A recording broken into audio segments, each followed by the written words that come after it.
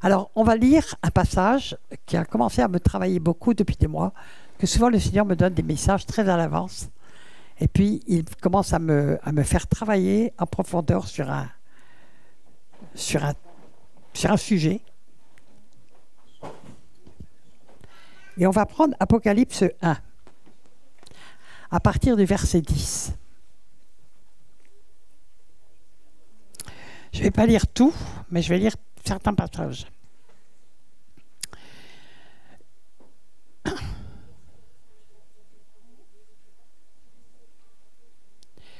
Je fus ravi en esprit au jour du Seigneur. Rien que sur cette phrase, il y a des millions de choses à dire. Donc, il a été emmené par le Seigneur, on ne sait où. D'ailleurs, tout le long de l'Apocalypse, il est tout d'un coup emmené en haut, il est emmené dans le temps, il est emmené dans l'espace. C'est impressionnant ce qui se passe pour Jean. Quand est-ce que ça se passe? Je fus ravi en esprit à jour du Seigneur. Si on se fie à ce qu'on a appris tout le temps, on dira « Ah ben le jour du Seigneur, c'était un dimanche ». Vous savez bien que le jour du Seigneur, ce n'était pas un dimanche, déjà, pour commencer. Et puis, au jour du Seigneur, là, qu'est-ce que ça veut dire?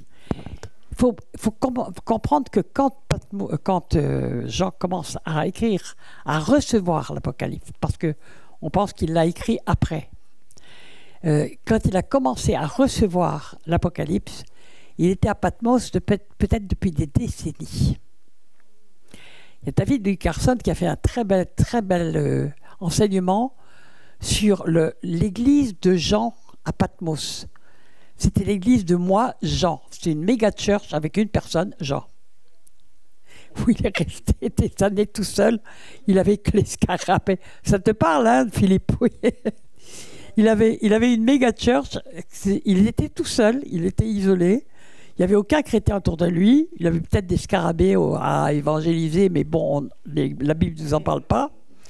Et il était là depuis longtemps, et on peut penser que Jean était en communion profonde avec le Seigneur. Et il a attendu. Il attendait quelque chose à Patmos. Dieu l'avait mis là pour quelque chose. Des années de désert. Il y en a qui passent par des temps de désert. Quoi, depuis 1 mois, 2 mois? Quelques années. Bon, il y a quelques fois, il y a des temps de désert. Vous voyez, Jean, son temps de désert, il a duré des décennies. On ne sait pas exactement, mais probablement peut-être 40 ans, 50 ans. On ne sait pas combien de temps il est resté à Patmos, hein, mais très très longtemps. Donc quand on nous parle du juste du Seigneur, c'est-à-dire au moment de Dieu. C'est au moment où il est prêt et où Dieu est prêt. Et il a attendu tout ce temps-là. Rappelons-nous que Jésus avait dit à ses disciples, qui posaient la question, et lui, quand est-ce qu'il partira? Il dira,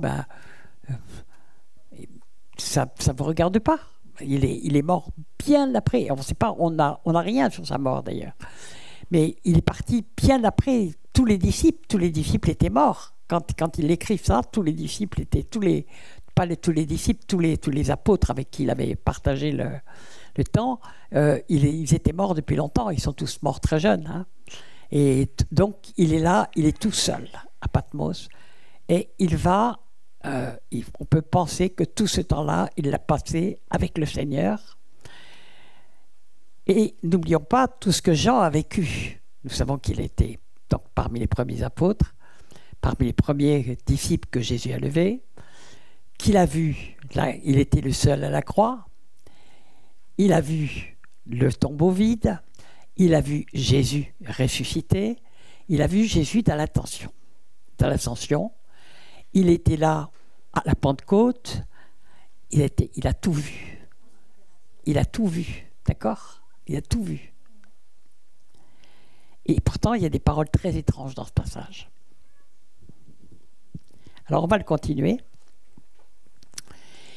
Et je vais reprendre. Alors, il est en train d'abord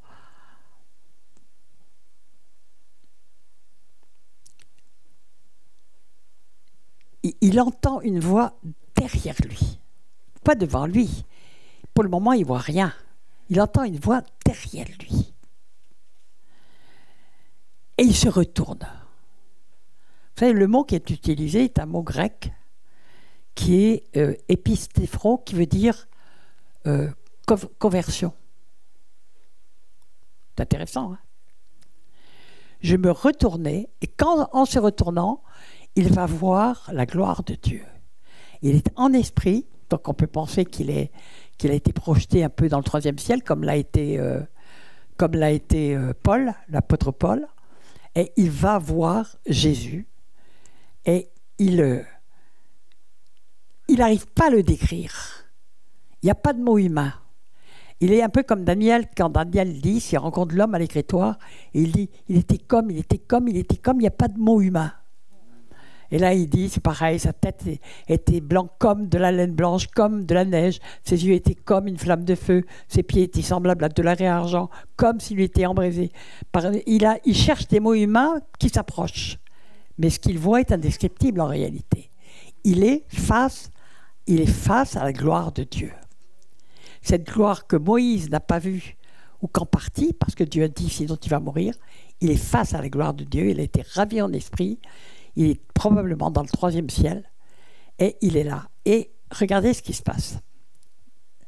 Verset 17. Quand je le vis, je tombais à ses pieds comme mort. S'il y a une constante dans la Bible, c'est que tous les gens qui ont rencontré, je vais d'abord parler d'une théophanie de Jésus, parce que dans l'Ancien Testament, il y a des théophanies de Jésus, il y a l'ange de l'Éternel, il y a le buisson ardent, il y a l'homme qui se trouve devant Abraham. Chaque fois, les gens tombent à terre. C'est une constante. Et c'est une constante parce que, face à la gloire de Dieu, on ne tient pas debout. C'est aussi simple que ça. Mais moi, j'ai été très interpellée. Et puis, il dit ce qui est dit pour la, je ne sais pas combien énième fois dans la Bible, plus de 365 fois en tout, je crois, ne crains pas. Ne crains pas. Parce que quand vous êtes devant Dieu, vraiment devant Dieu, vous tombez à terre. Et nous allons voir ce qui se passe. Parce que je dis, mais Seigneur, c'est écrit, je fus ravi en esprit au jour du Seigneur, je me retournai pour connaître quelle était la voix qui me parlait. Donc il ne reconnaît pas la voix. Parce qu'il n'est plus devant Jésus homme, il est devant Jésus Dieu. Donc il y a une autre voix, et la voix, elle est gigantesque. Mais il doit se retourner. En réalité, le mot, c'est épistréphos en grec, qui veut dire « je me convertis ». Amen, bonjour. Donc, comment c'est là qu'il s'est converti, Jean? C'est le même mot.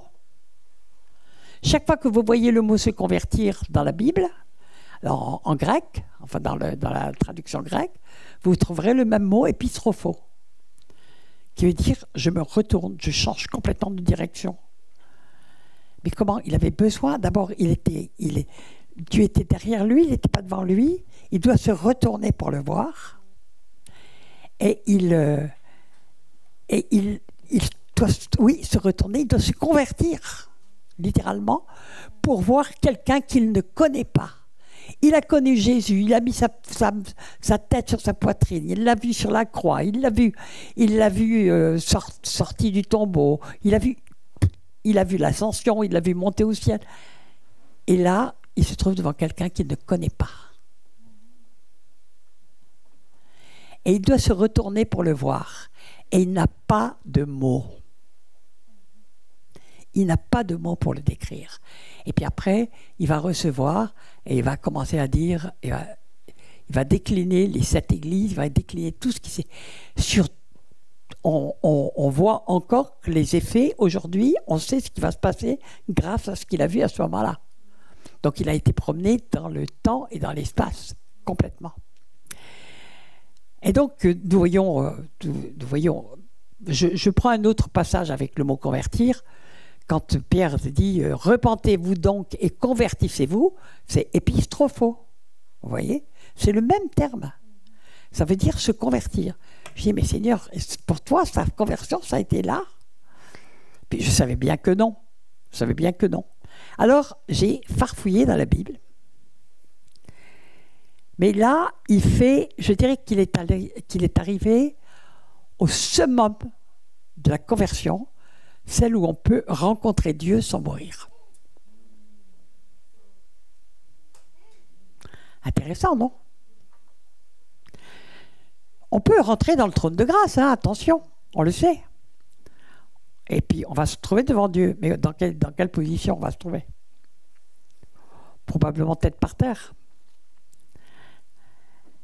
Alors, je me suis intéressée à des étapes de conversion que nous pouvons avoir, que nous pouvons bloquer. Nous pouvons rester à des premières étapes toute notre vie. Et nous pouvons être transformés de gloire en gloire par le Seigneur et arriver à un niveau de connaissance de Dieu que la plupart des gens ne connaîtront jamais. On est d'accord avec ça? Qui est-ce qui a vu Jésus, entendu, dans sa forme divine? Moi, je n'ai pas encore vu. Hein. Dans sa forme divine, j'ai vu Jésus. Il s'est montré à moi, mais dans sa forme humaine, pour que je puisse supporter sa forme, de le voir.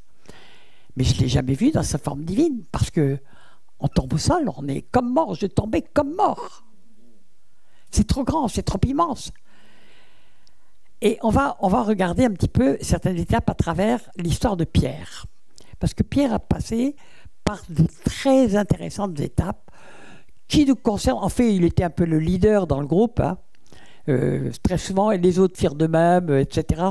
Très souvent, c'est lui qui est en avant et puis qui fait les choses, et puis les autres suivent. Bon, il y a des gens qui sont leaders. Il n'était pas pape. Non, il n'était pas pape. Bon. Alors, donc, nous voyons que c'est comme si Jean avait attendu des décennies pour pouvoir rencontrer le Seigneur à l'heure du Seigneur, au jour du Seigneur, c'est au temps de Dieu. Au temps de Dieu, parce que son cœur était prêt à pouvoir voir Dieu sans mourir.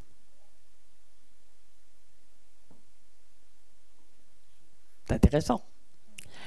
Alors, on va voir un petit peu ce qui se passe avant.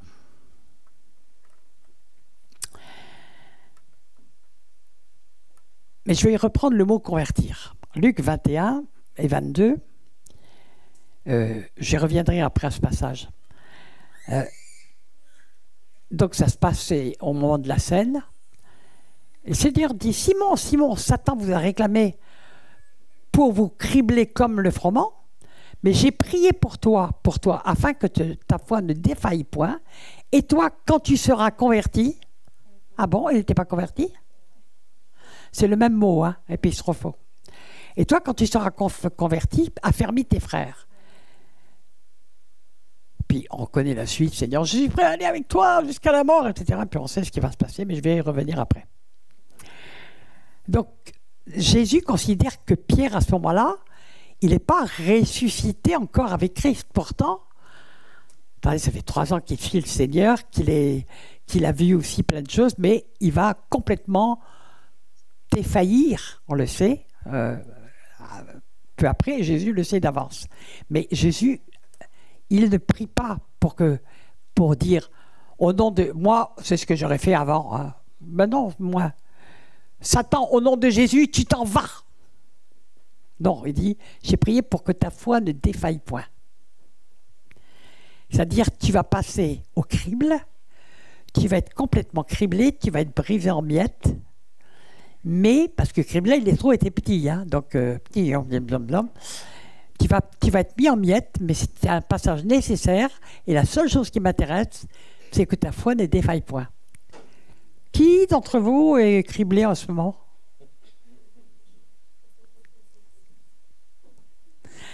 Oui, il y a une bonne proportion, hein, quand même. Bon, ben, sachez que Jésus prie pour vous pour que votre foi ne défaille point à travers ce criblage. C'est le plus important, c'est garder la foi. Et Dieu ne nous donne jamais au-delà de ce qu'on peut supporter. Ça fait du bien à entendre, hein. Mais quelquefois, on en prend un paquet quand même sur la figure. Ben, bravo, parce que plus vous prenez le paquet sans que votre foi défaille, plus c'est que Dieu vous honore. Amen? Ok, d'accord. Alors, on va revenir. On va revenir un petit peu à la première étape de Pierre, parce que c'est très intéressant, les diverses étapes de Pierre. Luc 5,4. Lorsqu'il lui cessait de parler, il dit à Simon, donc Jésus s'approche du bord de l'eau, et avance en pleine mer et jetez vos filets pour pêcher. Simon lui répondit, Maître.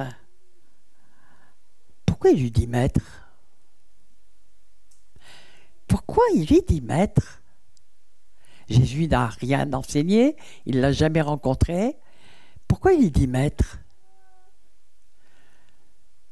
Il y a quelque chose qui émane de Jésus, une autorité, qui fait qu'il l'appelle Maître, tout de suite. Jésus, en plus, il est charpentier. Lui, il est pêcheur professionnel. Et Jésus va lui dire, alors Simon lui dit, mais il dit, avance en pleine eau et jetez vos filets pour pêcher. Moi, je serais à la place de Pierre, je dirais, dis donc, toi, tu es charpentier, moi, je suis pêcheur professionnel, chacun a son boulot et les cochons seront bien gardés. C'est notre nature humaine, ça. D'accord? Qu'est-ce que c'est que ce bonhomme qu'il ne connaît pas, qui n'a jamais pêché un poisson de sa vie, et qui vient lui expliquer comment il doit pêcher?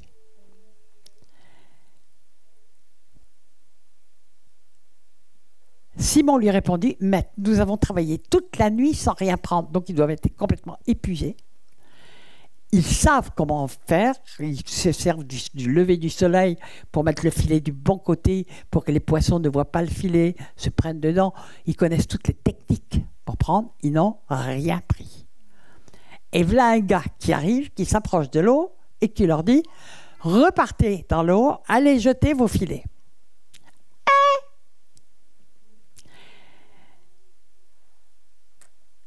Mais il dit quelque chose, mais sur ta parole, je jetterai le filet. Donc, quand Jésus paraît, il y a comme même Jésus homme, c'est Jésus homme là, il y a une espèce d'autorité qui émane de lui. Rappelons-nous qu'à l'âge de 10 ans déjà, les docteurs de la loi l'écoutaient, en disant, mais d'où tient-il cette autorité? Il y avait une autorité qui sortait de lui. Elle venait d'en haut, parce que Jésus était homme. Et elle venait de sa pureté et de sa sainteté. L'autorité qui vient d'en haut ne nous appartient pas. Elle vient d'en haut. Mais les gens la reconnaissent. Il parlait comme ayant autorité, on dit, de Jésus. Comme ayant autorité. OK? Donc il avait cette autorité. Et Simon, il est comme stupéfié, et il repart jeter les filets, et on sait ce qui se passe. Ils prirent une grande quantité de poissons, et leurs filets se rompaient. Ils firent signe à leurs compagnons qui étaient dans l'autre barque de venir les aider. Ils vinrent et remplirent les 2 barques au point qu'elles s'enfonçaient, donc eux n'avaient rien pris non plus. Quand il vit cela, Simon-Pierre tomba aux genoux de Jésus, et dit, regardez bien ces paroles, Seigneur, retire-toi de moi. Alors, certains mettent éloigne-toi de moi, mais moi j'aime bien cette traduction. Retire-toi de moi, parce que je suis un homme pécheur. Donc, conviction de péché. Qu'est-ce que c'est qu'une vraie conviction de péché? Qu'est-ce que c'est qu'une vraie conversion? C'est le moment où on est convaincu de péché, on tombe à terre même, tombe à terre. Hein. Et il dit, parce que je suis un homme pécheur, donc tout d'un coup, il se voit tel qu'il est. Jésus est la lumière qui est venue dans le monde. Donc, cette lumière, quand elle nous éclaire et nous montre qui nous sommes, c'est là que se passe la vraie conversion, la véritable conversion. Moi, j'ai connu ça, que je suis tombé à terre, j'étais comme dans la lumière, et je me suis vu tel que j'étais, et en même temps que je me suis vu tel que j'étais, je savais que j'allais suivre, je savais que j'étais environné de Jésus, je le savais, c'est tout.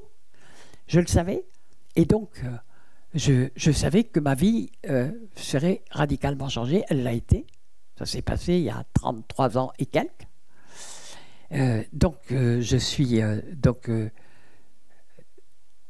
un changement brutal. On se voit tel qu'on est. On demande pardon. C'est un pardon en vrac au départ. Mais on tombe au sol. Pourquoi il est épouvanté? Parce qu'il se voit tel qu'il est. Il se voit dans la lumière de Christ. Il n'est pas épouvanté à cause du miracle. Mais il est devant quelque chose qui est complètement divin. Il tombe au sol et il dit « Retire-toi de moi !» Il dit « Je suis tellement sale, tu ne peux même pas t'approcher de moi !» Mais nous savons ce qui se passe, c'est exactement en même temps, on reçoit, moi ça a été la conviction de l'œuvre de la croix, mais il ne l'a pas encore, à ce moment-là, la conviction de l'œuvre de la croix, et pour cause, mais il sait qu'il est devant quelque chose de totalement divin. Et on peut dire que c'est une vraie conversion, puisqu'il va tout lâcher et suivre Jésus, sans savoir de quoi il va vivre, mais il décide de suivre Jésus. Donc ça s'appelle une vraie conversion. Il y a beaucoup de gens qui n'ont pas connu cette conversion, qui sont dans les églises, mais qui ne se sont jamais vus dans la lumière qui est Christ, et dans la conviction de péché total, et dans le sentiment qu'on est tellement sale que c'est pas possible que Dieu s'approche de nous, et en même temps, on se lève pour le suivre. Moi, j'ai connu une conversion comme ça. Donc, pour moi, c'est très facile à comprendre ce qui se passe. Mais je sais que beaucoup n'ont pas connu ça. Mais on va voir diverses étapes, parce que j'ai une bonne nouvelle avec Dieu, il n'est jamais trop tard. Donc, on vit. OK. Il en était de même de Jacques et de Jean, fils de Zébédée, les associés de Simon. Alors Jésus dit à Simon, ne crains point. Vous voyez, tape de nouveau, ne crains point. Oui, tu vois, ouais, tu es devant quelque chose de complètement divin. Ils ne savent pas du tout qui il est à ce moment-là. Désormais, tu seras pêcheur d'hommes. Et ayant ramené les barques à terre, ils laissèrent tout et le suivirent. Si vous êtes un être normalement constitué de ce monde, vous dites « Ouais, j'ai été tellement béni par Dieu, de pêches miraculeuses, extraordinaires, je vais aller les vendre, je vais m'acheter une poissonnerie. Ma poissonnerie, je vais la faire fructifier, après j'aurai carrément une supérette. Et puis quand la supérette, ce sera plein, que j'aurai fait fortune, j'achèterai 10 supérettes, et même 10 supermarchés, 10 Cora, qu'est-ce qu'il y a à vendre là, actuellement? Enfin, je ne vous dis pas.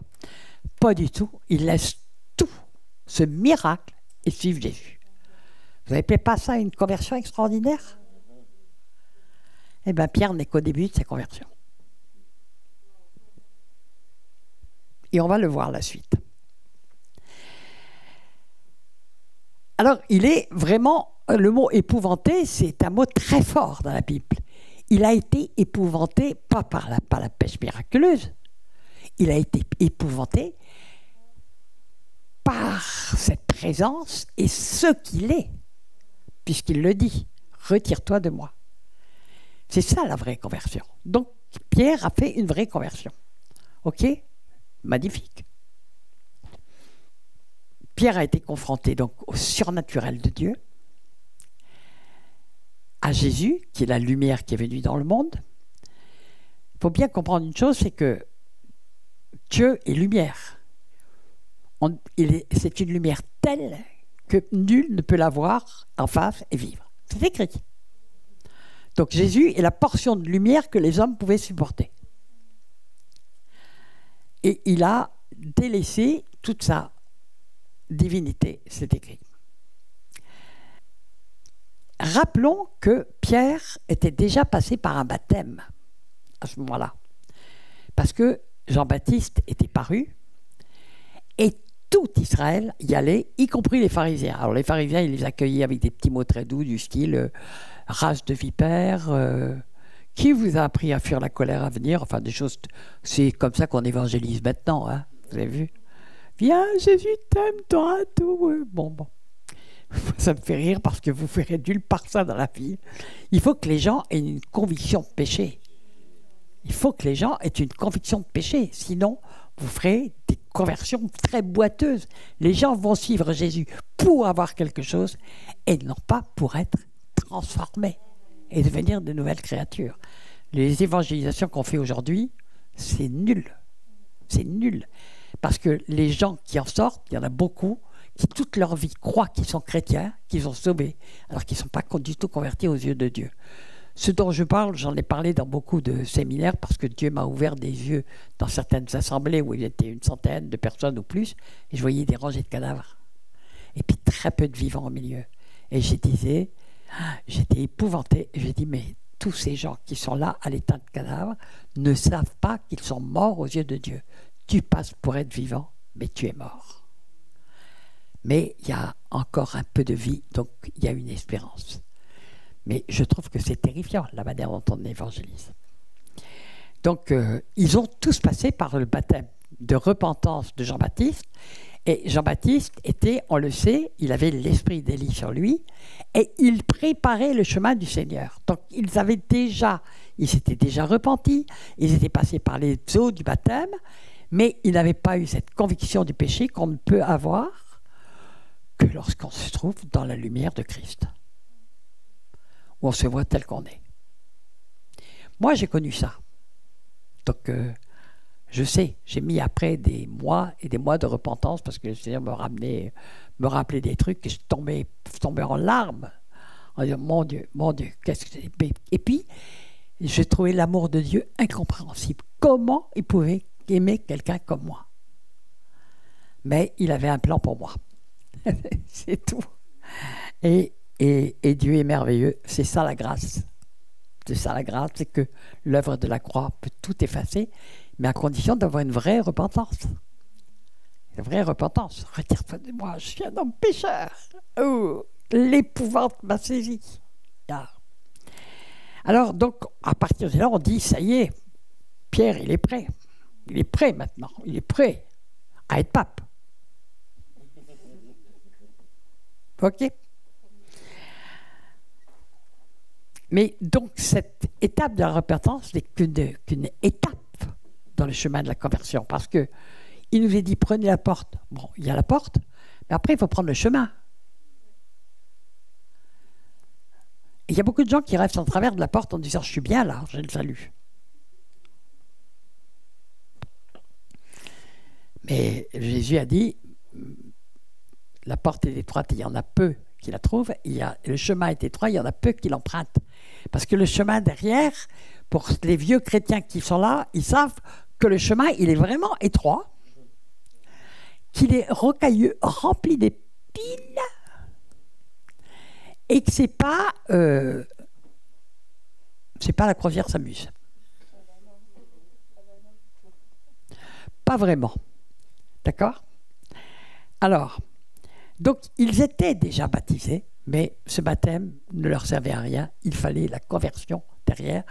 Et on fait souvent des baptêmes, notamment quand on fait les séminaires au Chérotte. Et j'écoute toujours d'abord le témoignage des gens et je m'aperçois souvent qu'ils n'ont pas eu ce moment de révélation de leur état de pécheur. Et donc, ils ne sont pas prêts pour le baptême. Ils ne sont pas prêts pour ressusciter avec Christ, comme le dit Galates 3. Vous savez que maintenant, je suis arrivé à ne plus appeler les gens chrétiens. Ça ne veut plus rien dire. Je ne dis même plus nés de nouveau ou born again, parce qu'ils croient qu'ils parlent leur langue, ça y est, ils sont... et ça ne veut rien dire. Qu'ils exercent des dons. J'ai mis très longtemps, il y a très peu de temps, que le Seigneur m'a révélé que beaucoup de gens ont reçu des dons parce qu'ils étaient sous l'onction de quelqu'un d'autre. Et comme Dieu ne révoque pas ses dons, le don reste et les gens sont convaincus qu'ils sont convertis alors qu'aux yeux de Dieu, ils ne le sont pas. Vous savez, je ne parle pas de choses qui sont faciles à dire. Mais le Seigneur me travaille énormément depuis quelque temps et m'a travaillé dans la douleur. Mais vraiment dans la douleur. Parce que je ne comprenais pas. Je me dis, mais Seigneur, ces gens-là, mais plus chrétiens que tu meurs, et puis quoi? Et puis tout d'un coup, ils se retournent, et puis on s'aperçoit qu'ils n'étaient pas chrétiens du tout. Mais je dis, mais c'est pas possible, Seigneur. C'est 20 ans qu'ils sont convertis. C'est 20 ans qu'ils lisent les trucs, qu'ils prêchent l'évangile, qu'ils vont partout, qu'ils vont dans les séminaires. Et le cœur n'a pas été changé, il n'a pas été circoncis. Ils ne sont pas devenus des nouvelles créatures. Et ils ne le savent pas. Et l'échec le plus lourd de l'Église actuellement, c'est de faire croire aux gens qu'ils sont des nouvelles créatures alors qu'ils ne le sont pas.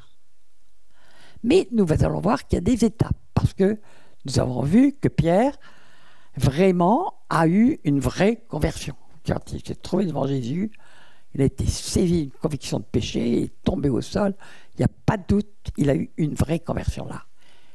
Mais maintenant, il lui reste à prendre le chemin. Et il va se passer quelques petites choses. Parce qu'une fois qu'on s'est repenti, il va falloir que Dieu nous construise. Et puis qu'on commence à rentrer dans l'obéissance pour que rentrer dans notre appel, notre vocation et notre élection. Et il est dit qu'il y en a peu, qu'il y a beaucoup d'appelés mais peu d'élus. Beaucoup de gens sont appelés mais ne rentrent jamais dans l'élection que Dieu avait prévue pour eux. Bon. J'ai pas fait un message lénifiant. Je ne sais pas si vous voyez un petit peu que mon message ne va pas être très lénifiant. Mais la parole de Dieu est toujours pour amener plus loin. Bon, okay. Alors, donc, je rappelle aussi ce que Pierre a dit au moment où il s'est levé.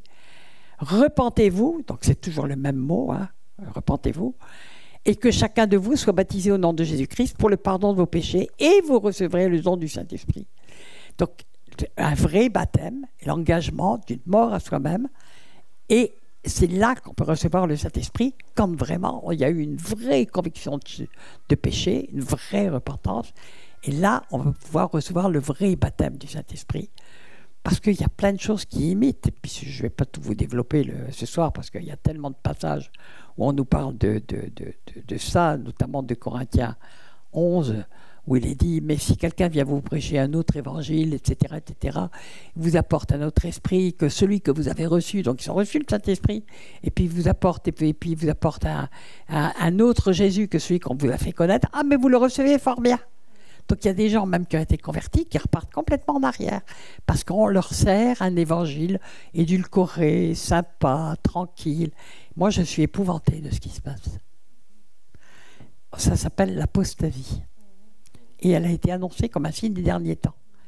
Donc, si vous considérez que c'est les derniers temps, vous considérez que l'apostasie est partout.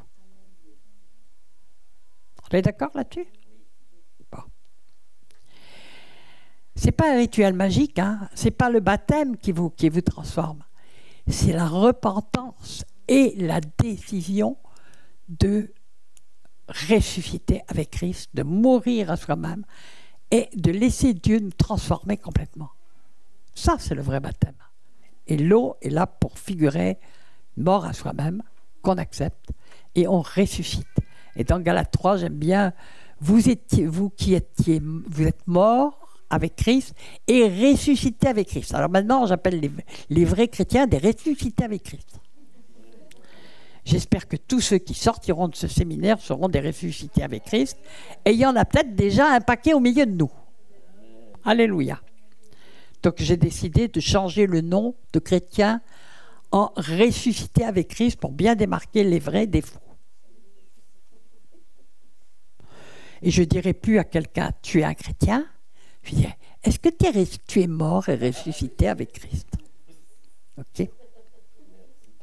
Alors, je parle toujours du baptême de Jean, et je lis Jean 16. Le baptême de Jean-Baptiste, et là je lis Jean 16, je parle de l'apôtre Jean. Cependant, je vous dis la vérité, c'est Jésus qui parle. Il vous est avantageux que je m'en aille, car si je ne m'en vais pas, le consolateur ne viendra pas vers vous. Donc le consolateur, c'est le Paraclet, c'est le Saint-Esprit. Et quand il sera venu, il convaincra le monde en ce qui le concerne, de péché, de justice et de jugement. J'ai mis très longtemps à comprendre ça. Très longtemps à comprendre toute la profondeur de ce qui est dit là. Je veux dire, il n'y a que le Saint-Esprit, qui est aussi lumière, bien sûr, parce que c'est l'Esprit de Dieu, L'esprit de Christ aussi, il y a un seul, ils ont le même esprit, hein. Il est de temps en temps appelé dans les actes l'esprit de Dieu ou l'esprit de Christ. Et il n'y a que lui qui peut nous donner la lumière sur ce qu'il y a dans le plus profond de notre âme et toutes ces cochonneries qu'on a entassées, et même depuis qu'on est tout petit. Depuis qu'on est tout petit. Et puis tout d'un coup, on se voit là. Bon, et quand on tombe, et quand on se voit tel qu'on est, on se faisait... Bon, alors donc le baptême de Jean se faisait sans la conviction du Saint-Esprit. Mais là, Pierre a reçu un autre baptême en rencontrant Jésus. Et je continue l'explication que donne Jésus. Il convaincra le monde en ce qui concerne le péché, la justice et le jugement. Aujourd'hui, nous avons une église qui parle pratiquement plus de péché. Je parle d'une manière générale. Je ne parle pas de petits groupes qui fonctionnent bien. On ne parle plus de péché. On ne parle plus de justice. Et on ne parle plus de jugement. Quand il arrive un cataclysme, si vous dites c'est un jugement de Dieu, les gens vous regardent avec des yeux. Mais non, Dieu est bon. Il ne ferait jamais ça. Ah bon? Il n'y a pas un oiseau qui tombe sans que Dieu l'ait voulu. Voulu. Pas permis. On dit, oh, Dieu ne permettra pas. Non mais attends, il n'y a rien qui arrive sans que Dieu l'ait voulu. Si je fais tomber ce crayon à terre, Dieu aura voulu que je fasse tomber ce crayon à terre. Je ne le ferai pas parce qu'il ne m'a pas dit de le faire. Amen. Donc, donc le baptême de Jean, il préparait vraiment le chemin du Seigneur. Les gens reconnaissaient qu'ils étaient pécheurs, tout simplement. Ils connaissaient la loi. Donc ils savaient la loi était le miroir du fait qu'ils étaient pécheurs et qu'ils avaient tous péché rien que devant les 10 commandements. Bon, vous connaissez les 10 commandements? Est-ce que quelqu'un peut se lever ici et dire « J'ai jamais péché devant un seul commandement » ? On est tous pécheurs, d'accord ? Surtout que Jésus a dit des choses qui étaient, comme il a amené l'Esprit de Dieu, qu'il a porté l'Esprit de Dieu en partant, il n'a pas amoindri la loi. Les gens disent « Oh, on n'est plus sous la loi !» Je suis désolé, déjà toutes les lois morales n'ont pas disparu de la loi, mais Jésus a mis à un niveau très supérieur la loi. Nous connaissons tous ce passage où Jésus dit celui qui regarde simplement une femme pour la convoiter est déjà adultère. Ah, mais Seigneur, je ne suis jamais passé à l'acte.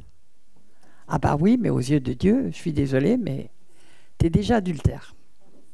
Tu as convoité une femme, tu es déjà adultère.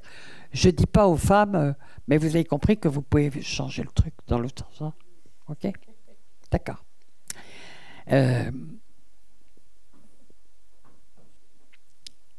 Mais par exemple, vous connaissez dans les 10 commandements, c'est écrit, c'est le premier des commandements, tu aimeras ton Dieu de tout ton cœur, de toute ton âme et de toute ta force. Quand Jésus a repris, qu'est-ce qu'il a dit? Tu aimeras ton Dieu de tout ton cœur, de toute ton âme, de toute ta force et de toutes tes pensées. Ah ça veut dire qu'en ayant l'Esprit de Dieu et une nouvelle naissance, nous avons le contrôle aussi de nos pensées. Je me souviens, tout début de ma conversion, un pasteur vient et puis fait un message, puis il dit, imaginez qu'il y ait un écran, un grand écran là devant vous, et que toutes les pensées que vous avez eues depuis le début de la semaine, tout d'un coup soient affichées.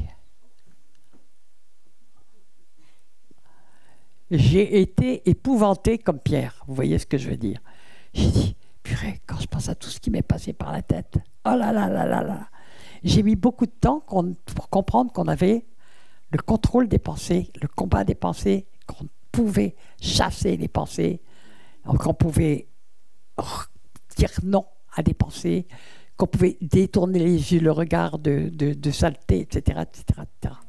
Donc Jésus a mis la barre beaucoup plus haut.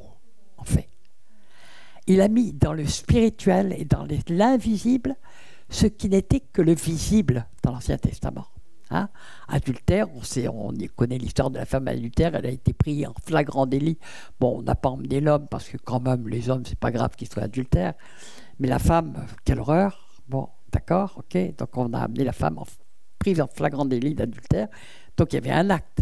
Mais là, Jésus qui dit, attendez, celui qui convoite simplement, ou celui qui dit raka à son frère, raka. Bon. Je ne sais même pas comment on peut le traduire. On a tous dans la tête plein d'insultes, alors vous prenez celle que vous voulez. Et puis, celui qui dit simplement ça à son frère, il est déjà un meurtrier. Wow. Vous vous rendez compte un peu où Jésus a amené les trucs? Vous entendez souvent des prédications là-dessus? Mais Dieu est bon, il t'aime. Ben oui, il t'aime. Mais Dieu est 3 fois ça. Puis il écrit que, considérer à la fois la bonté et la sévérité de Dieu, Dieu veut des gens qui soient purs, purifiés par le sang de l'agneau. Mais on est purifié par le sang de l'agneau quand on lutte contre le péché, quand on se repent chaque fois qu'on pêche, et qu'on est au bénéfice de la grâce. Point barre. Mais si on s'habitue au péché, oh, tout le monde le fait, oh, bah, dans l'église, tout le monde le fait. Bon, ben, je suis désolé, mais on n'est plus du tout dans la... On n'est plus sur le chemin droit, là. On est dans la large avenue qui mène à la perdition et que beaucoup empruntent, d'accord? Donc, l'évangile qui est prêché aujourd'hui dans la plupart des lieux est épouvantable. C'est un évangile apostat. Et on ne nous parle pas du vrai, du véritable Jésus. On ne nous parle pas du véritable Dieu. On nous parle... Pourquoi il est écrit que le véritable à 3 reprises à la fin de la Bible? Parce que c'est plein de faux Jésus. C'est plein de faux Jésus. Des Jésus copains. Et puis Dieu comprendra. Mais Dieu, il est bon, il comprendra ça. Et puis on s'habitue à être complètement en dehors et on ne se rend même pas compte qu'on n'est plus du tout dans les plans de Dieu, qu'on n'est plus du tout sur le chemin étroit. Je vais continuer avec Pierre.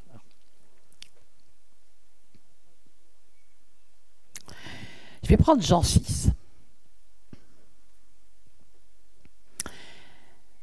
Si vous remontez un petit peu dans le truc, vous verrez que Jésus est entouré d'une grande foule et il est écrit à 2 reprises des Juifs qui ont cru.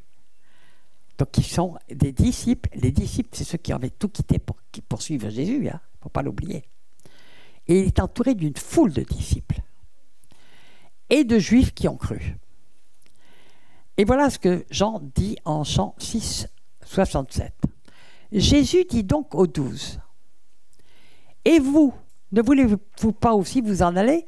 Vous savez ce que Jésus a dit. Il a dit, « Celui qui ne mange pas de ma chair et qui ne boit pas de mon sang ne peut être mon disciple. » Et il y en a plein qui disent, mais qui peut supporter ces paroles? On n'est pas des anthropophages quand même. Ils ne comprennent pas du tout le niveau spirituel dans lequel Jésus parle. Ils n'ont pas compris qui il était. Ils n'ont pas compris qu'il parlait de quelque chose de spirituel. Et donc, ils s'en vont en disant, c'est insupportable ce qu'il dit. Qui peut supporter de telles paroles? Ils sont tous partis, il en reste 12. Et vous, ne voulez-vous pas aussi vous en aller? Jésus ne retient personne.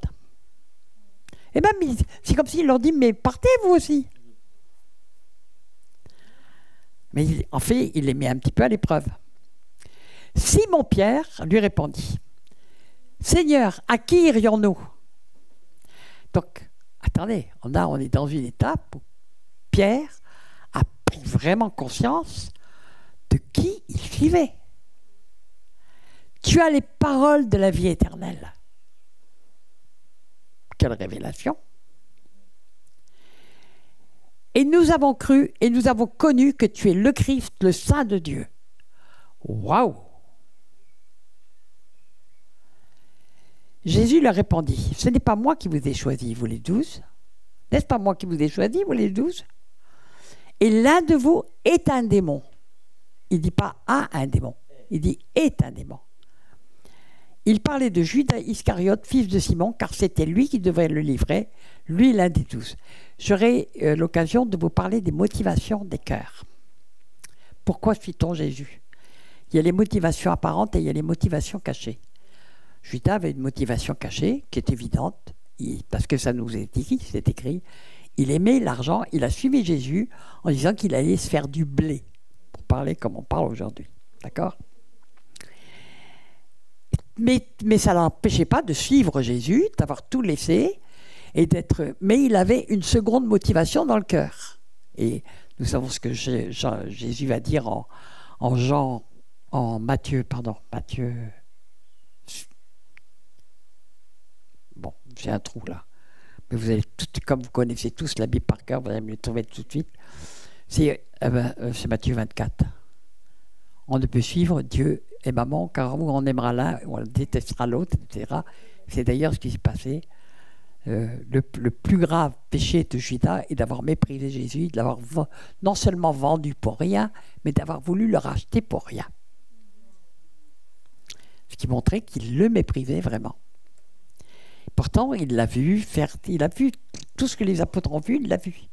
Mais dans le cœur, il avait une autre motivation, et cette motivation primait sur son désir de suivre Jésus. Il voulait suivre Jésus, il guérissait, il chassait les démons, il faisait tout ça. Hein.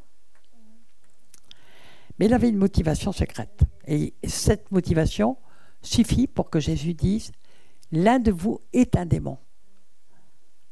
Eh bien, si simplement, avec un peu d'amour de l'argent, on est déjà un démon, oups, aux yeux de Dieu. Aux yeux de Dieu. Ouais, mais c'est rien du tout, ça, tout le monde le fait. Bon. C'est ça l'apostasie. On perd complètement le sens de ce truc. Donc, nous voyons, quand nous lisons ça, nous disons, mais Pierre, il a tout compris, ça y est, il est prêt. Il est prêt à être, il est prêt à devenir pape. Il est prêt à être un leader remarquable. Il est prêt, ça y est. Il a compris qui était Jésus. Il a résisté aux autres et en plus il entraîne les autres derrière lui. C'est vraiment un leader. C'est un type formidable. Il est vraiment prêt. Il est super prêt, etc. Ok. Ben, on ne fait que commencer avec lui. Alors. Je vais parler de Matthieu 16. Donc là, on est déjà beaucoup plus loin dans le temps. Hein. Matthieu 16 est assez extraordinaire parce que Jésus pose une question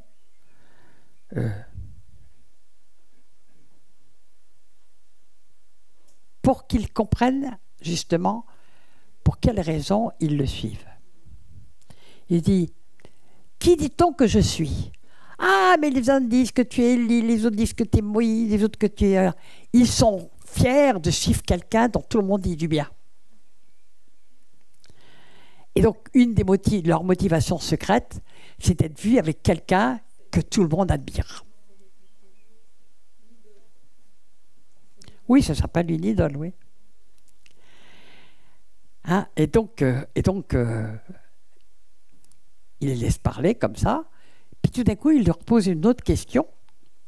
Et il dit, et vous, qui dites-vous que je suis? Ça fait plus de 2 ans qu'ils suivent Jésus à ce stade-là, peut-être 3 ans même, et ils ne savent pas en fait qui suivent. Ils savent ce que les autres disent de Jésus, ils le suivent à cause de ce que les autres disent de Jésus, mais ils ne savent pas qui est Jésus. Ils n'ont pas compris. Mais Pierre va comprendre. Et là, nous lisons. Simon-Pierre répondit, « Tu es le Christ, le Fils du Dieu vivant. » Donc, on retrouve ce qu'il a dit. « Tu es le Christ à qui tu aurais les paroles de la vie, etc. » Donc ça, il l'a gardé, il l'a compris, etc. Et Jésus, reprenant la parole, lui dit, « Tu es heureux, Simon, fils de Jonas, car ce ne sont pas la chair et le sang qui t'ont révélé cela, mais c'est mon Père qui est dans les cieux. » Waouh! Révélation directe du Père qui est dans les cieux. Jésus est homme et sur terre.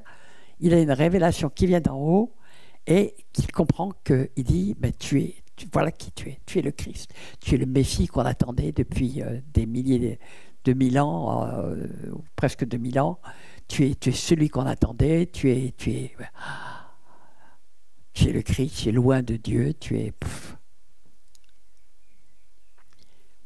heureux, Simon-Pierre. Et moi, je te dis que tu es Pierre. Alors là, c'est avec ça qu'on a fait un pape, hein, donc c'est rigolo parce que, en fait, les mots grecs ne sont pas les mêmes.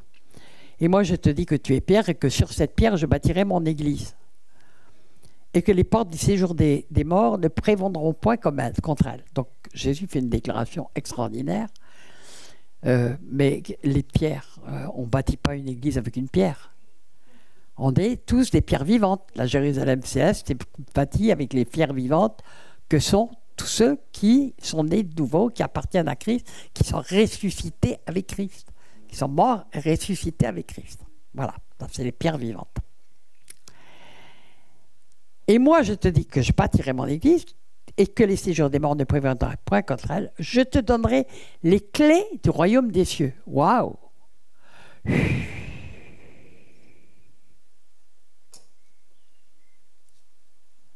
C'est pas rien quand même. Les clés du royaume. Waouh!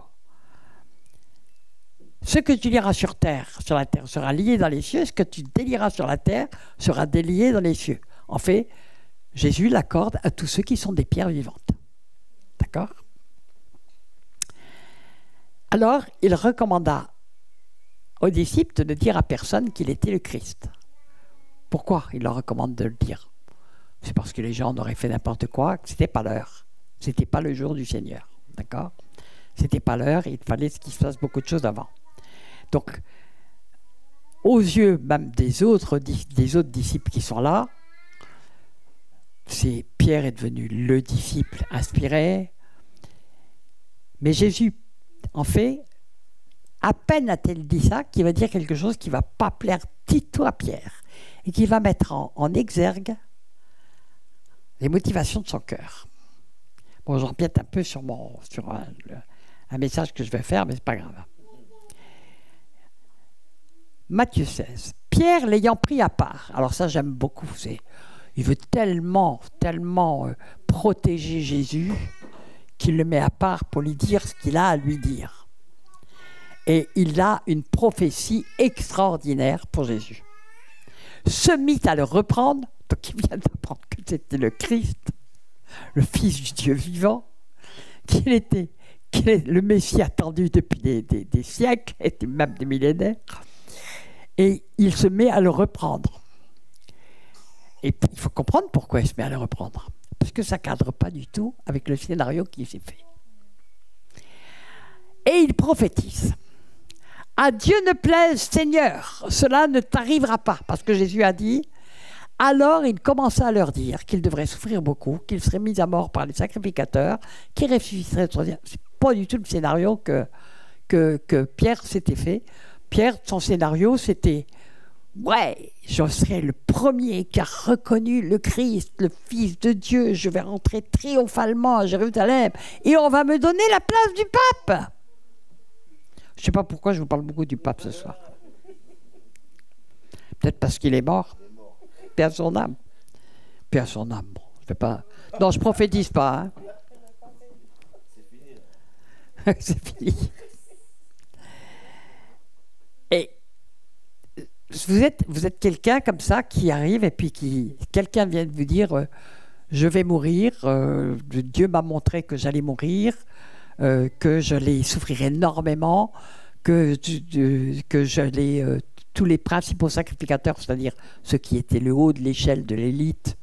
Alors je ne vais pas prendre Macron parce que pour moi c'est quand même pas le haut de l'échelle de l'élite, mais que le haut de l'ecclésia d'alors, mais le haut surtout du peuple de Dieu, les gens les plus respectés, etc., vont le mettre à mort, comme on met à mort les malfaiteurs. Et on s'attend à ce que Jésus, si c'est un homme normal, lui dise « Mon petit Pierre, mais comme tu es bon avec moi, tu es gentil, tu me remontes le moral. Certainement que tes paroles, ça vient de Dieu. Non, c'est pas ce coup-ci que je vais mourir. Non, non, les sacrificateurs ne vont pas me torturer, me mettre à mort. Non, je vais pas mourir. Merci, Pierre, tu es un amour, mais vraiment, tu es un amour, je t'aime beaucoup. Bon, c'est pas tout à fait ce qui se passe. Jésus lui dit, arrière de moi, Satan. C'est pas des mots. Vous vous rendez compte de la puissance de ces mots? Arrière de moi, Satan. Satan, c'est l'adversaire de Dieu. Arrière de moi, Satan. Tu mets en scandale. Jésus a déjà dit, malheur à celui par qui le scandale arrive. Tu mets en scandale. Donc c'est quelque chose de grave.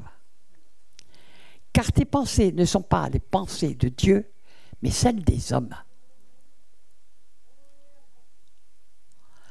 C'est-à-dire que simplement, quand on met en route notre sentimentalisme, notre humanisme, notre truc, on est les pires adversaires de Dieu.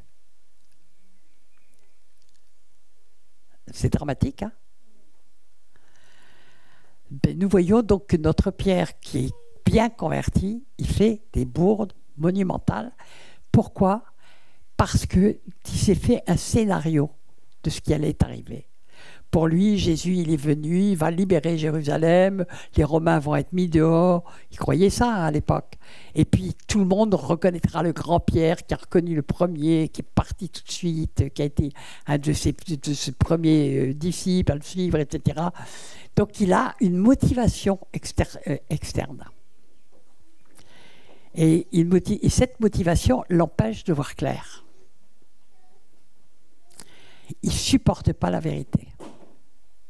Il ne supporte pas ce que Jésus vient de dire. Il commença à leur dire, donc ça veut dire qu'il va le dire plusieurs fois. Et il va leur dire qu'il ressuscitera dans ce passage. Et nous savons qu'aucun ne sera à la croix, sauf Jean, et qu'aucun ne sera au tombeau. Il faudra que les filles, les femmes aillent les chercher plusieurs fois. Et qu'ils ne croiront pas. Il est écrit en Marc qu'ils ne croyaient pas ces femmes-là. Jésus, il n'a même pas envoyé un archibishop pour dire les trucs, il a pris une prostituée. Bon, Dieu se plaît à faire des choses comme ça. Donc, Pierre, dans son idée, il croit avoir fait preuve d'amour. À Dieu ne plaît, cela ne t'arrivera pas. Dieu ne peut pas permettre ça. C'est pas possible. Crois-moi, Pierre, maintenant, je sais qui tu es. Tu m'as dit toi-même que c'est Dieu qui me l'avait révélé. Mais tu peux même pas, c'est même pas possible que Dieu permette ça. Pourquoi? Parce que ça ne cadre pas avec sa façon de voir les choses. C'est un passage intéressant quand on y réfléchit. D'accord? Parce que combien de fois, nous croyons savoir ce que Dieu va faire et nous sommes convaincus que Dieu va faire comme ça. Ça vous est jamais arrivé? Et puis, il ne fait jamais ce qu'on avait prévu. Et puis en plus, c'est nous-mêmes qui passons dans le tamis, dans le crible, enfin, moi j'appelle ça la centrifugeuse ou le moulin à broyage. Vous savez, pour faire du bon vin, il faut broyer le raisin.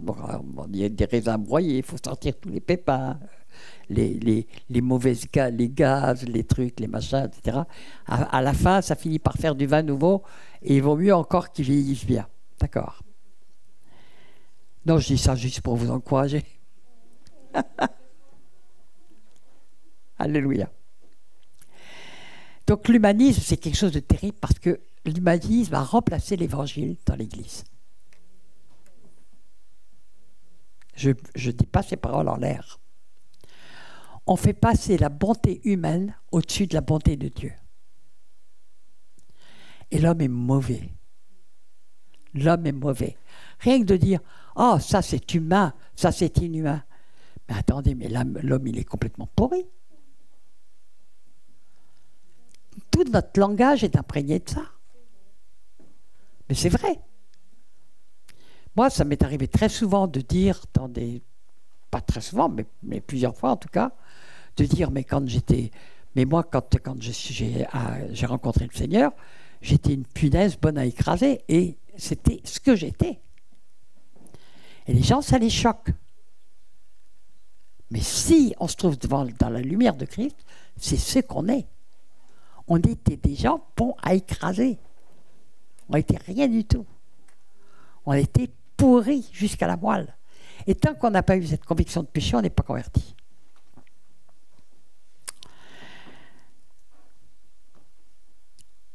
Alors, c'est quand même, Jésus dit quelque chose à Pierre extrêmement dur. Chapitre suivant, Matthieu 17. Là, on retrouve la même scène dans trois chapitres, en Luc 9, Marc 9 et Matthieu 17. C'est l'épisode où le jeune enfant qui se jette dans l'eau, dans le feu, qui fait des crises d'épilepsie, qui ceci, bon, il y a des esprits qui rentrent, qui sortent, etc., qui va mourir et compagnie, et que le Père amène à Jésus. Et nous savons ce que les apôtres ont fait, ils l'ont abandonné. Ils n'ont pas su le délivrer, ils l'ont abandonné. Et c'est quelque chose que j'ai vu souvent. Hein. Et quand, dans les églises, quand on n'arrivait pas à délivrer quelqu'un, oh, c'est de ta faute, c'est parce qu'elle n'est pas assez sanctifiée, parce que tout simplement, il manque de connaissances. Et ils vont faire après ce qu'ils auraient dû faire avant. Au lieu d'abandonner l'enfant, ils auraient dû dire à Jésus, on n'arrive pas. Mais ils sont trop orgueilleux encore. Et Jésus va leur dire,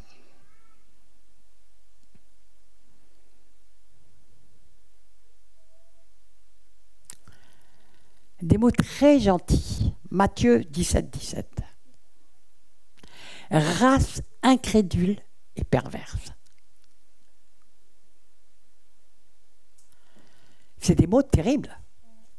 Incrédule, c'est considéré comme le premier péché qui emmène en affaire.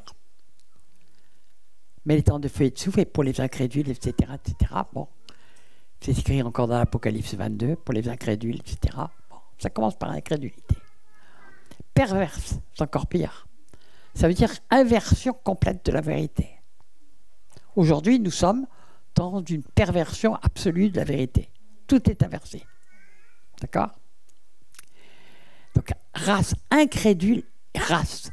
C'est que je me suis aperçu, il y a très peu de temps, que le mot race n'était employé que 3 fois dans la Bible, et toujours pour la même chose, soit par Paul, soit par Jésus. Ça représente toute l'humanité. Oui, oui, Jean-Baptiste, Paul et Jésus. Ça représente toute l'humanité. Il n'y a qu'une race pour Dieu. Il y a la race animale et il y a la race humaine. C'est pas la peine d'être raciste, parce que si on est raciste, c'est on est contre l'homme. Alors donc, point final. Race incrédule et perverse, répondit Jésus. Jusqu'à quand serai-je avec vous ? Jusqu'à quand vous supporterai-je ? Vous vous rendez compte les paroles ? Il y a Pierre au milieu. Il y a Pierre au milieu d'eux. C'est le chapitre juste après qu'il se soit fait traiter de Satan. Jésus, il ne les a pas ménagés. Hein.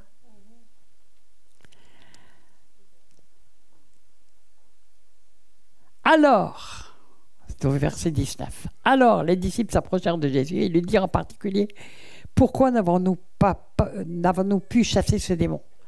C'est à cause de votre incrédulité, leur dit Jésus. Je vous le dis, en vérité, si vous aviez la foi comme un grain de sénévé, vous diriez à cette montagne, transporte-toi d'ici là, elle se transporterait, rien ne vous serait impossible. Moi, pendant très longtemps, je disais, rien n'est impossible à Dieu. Jusqu'au moment où je suis tombé là-dessus en disant, mais on a des fois de minus là. Rien ne nous serait impossible. Sous réserve quand même qu'on soit dans les voies du Seigneur, mais s'il nous dit à cette manière, je vais vous amuser un petit peu. J'avais un ami, j'ai un petit peu de problème avec les noms là, d'un Canadien, Ray Brooks. Vous l'avez connu, Ray Brooks? Vous l'avez pas reconnu? Toi, tu as le connu. J'ai travaillé un petit peu avec lui. Et puis, j'ai entendu un jour raconter un truc, il dit, bon, un jour, c'était un évangéliste canadien que j'aimais beaucoup, qui était très chouette, il avait énormément d'humour. Il dit, un jour, j'ai décidé de vérifier si ma foi était au niveau que Dieu voulait. Donc, je suis allé me planter devant une montagne. J'ai pris une petite pour commencer. Hein. C'est lui qui raconte ça. Hein. J'ai pris une petite montagne pour commencer. Je me suis planté devant cette montagne. Je m'étais préparé dans le jeûne et la prière. Je me suis planté devant cette montagne et je lui ai dit, toi, au nom de Jésus, tu vas aller te jeter dans la mer. Elle n'a pas bougé. Il dit, je suis rentré chez moi et puis il dit, il faut que je recommence. Allez, je dois y arriver. Donc il repart devant la montagne. Puis il dit, au nom de Jésus, je redonne, toi montagne, t'es pas grande, tu vas aller te jeter dans la mer. La montagne ne bouge pas. 7 jours d'affilée comme ça. Il a beau jeûner, prier, se préparer. La montagne ne bouge pas. Il rentre chez lui, il est en burn-out, hein, carrément. Complètement dépressif. Et il est là, il est devant Dieu, il dit, oh, Seigneur, j'ai aucune foi. J'ai vraiment aucune foi.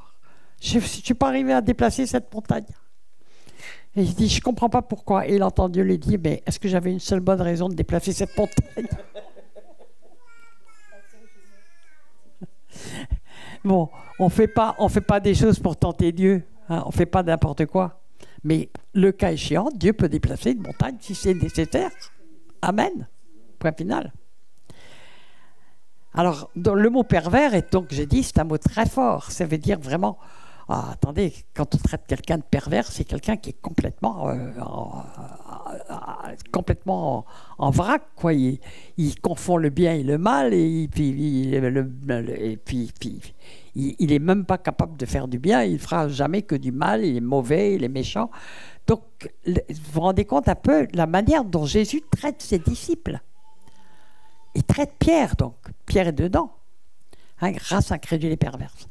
Donc, nous voyons que Pierre, il n'est pas arrivé au bout de son chemin. Hein. Il en est bien, bien loin. La scène. La scène est un passage absolument extraordinaire.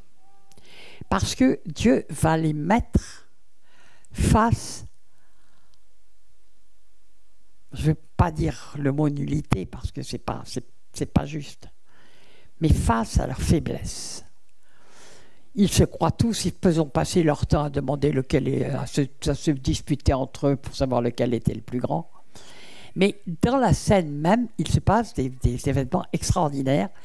J'ai relevé 11 passages où ils ont tout fait l'inverse de ce qu'il fallait faire.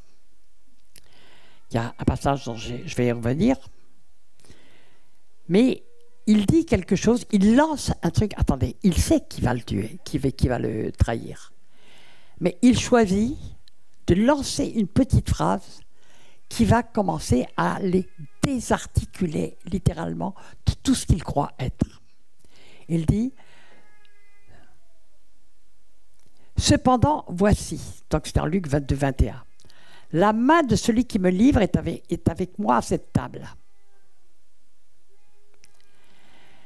Le Fils de l'homme s'en va selon ce qui est déterminé, mais malheur à l'homme par qui il est livré. Et ils commencèrent à se demander les uns aux autres qui était celui qui ferait cela. Donc ils sont là déjà. Non mais c'est pas vrai. Il y a quelqu'un parmi nous qui va trahir Jésus. Quelle horreur. Mais qu'est-ce que c'est que cette histoire? Mais comment? Mais qui ça peut être? Ils ne savent pas. Bon.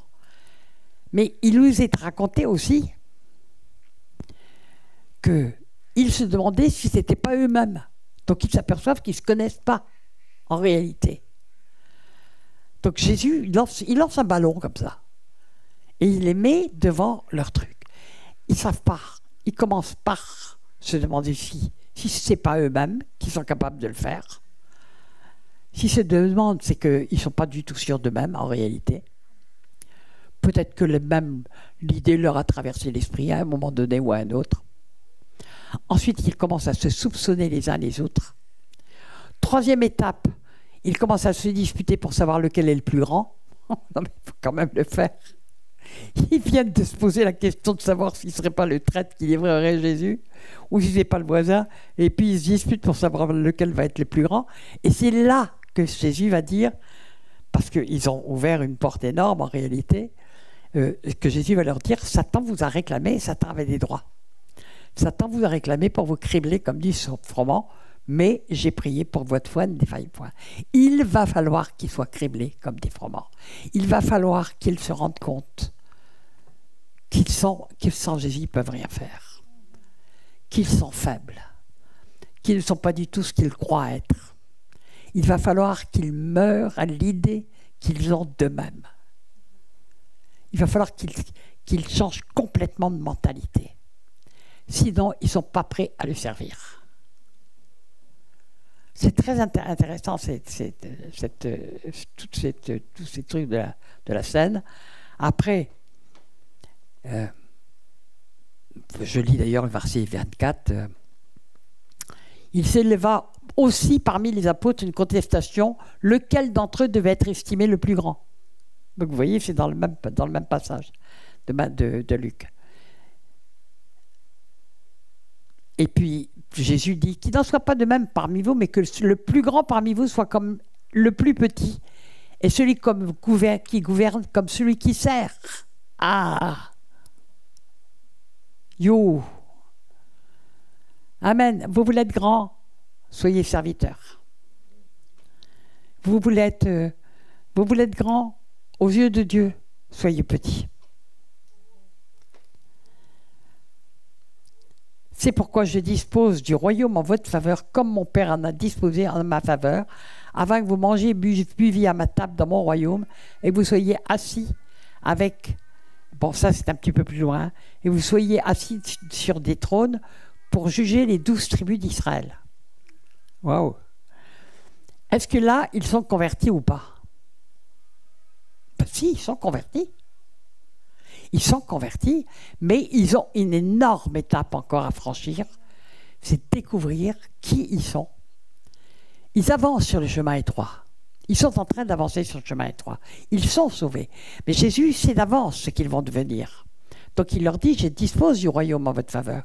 Il leur a dit déjà, dans la parabole du sémeur par exemple, il leur a pas été donné de comprendre, c'est pour ça que je leur parle en parabole, mais vous, il vous a été donné de connaître les sommets du royaume.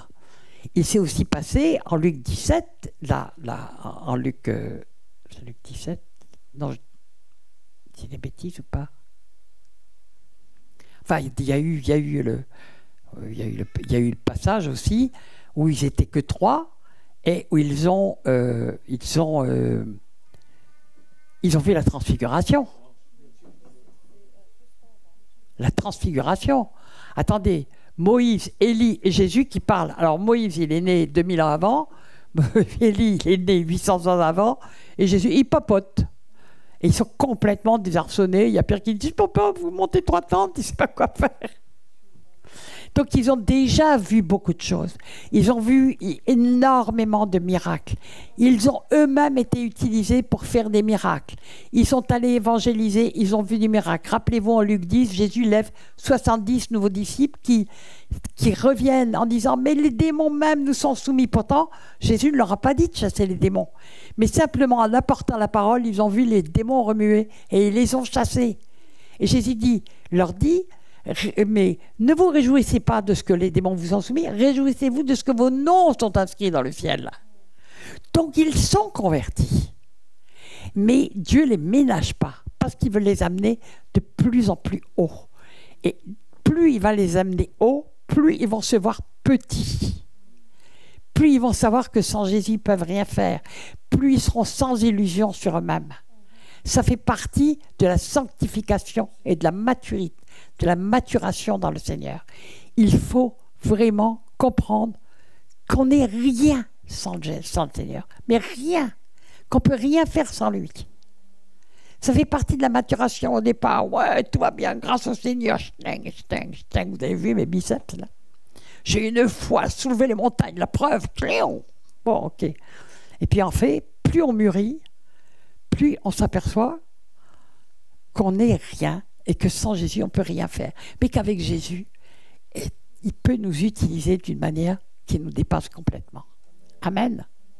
Alléluia. Donc, ils sont convertis. Ils sont tous convertis. Mais ils sont sur le chemin étroit et Dieu est en train de les transformer. De les transformer pour les amener de plus en plus loin, de plus en plus haut. Et on sait comment ils vont tous finir. Hein? D'accord? Enfin, mais Pierre, on sait comment il va finir. D'accord? Alors, l'incrédulité à la résurrection, elle est quand même monstrueuse. Ils sont convertis. Jésus leur a répété, puisqu'il a dit, il commença à leur dire qu'ils devraient être par les sacrificateurs. Jésus leur a tout annoncé d'avance.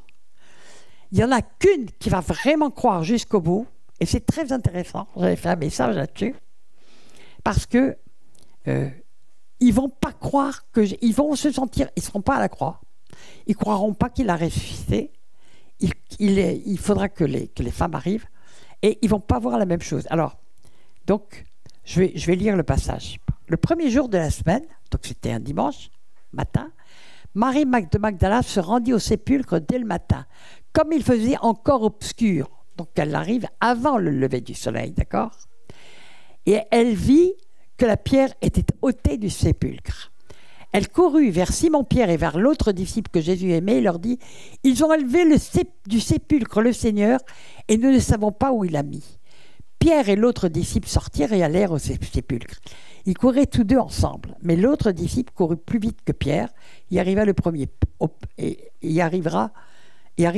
au sépulcre, donc c'est Jean.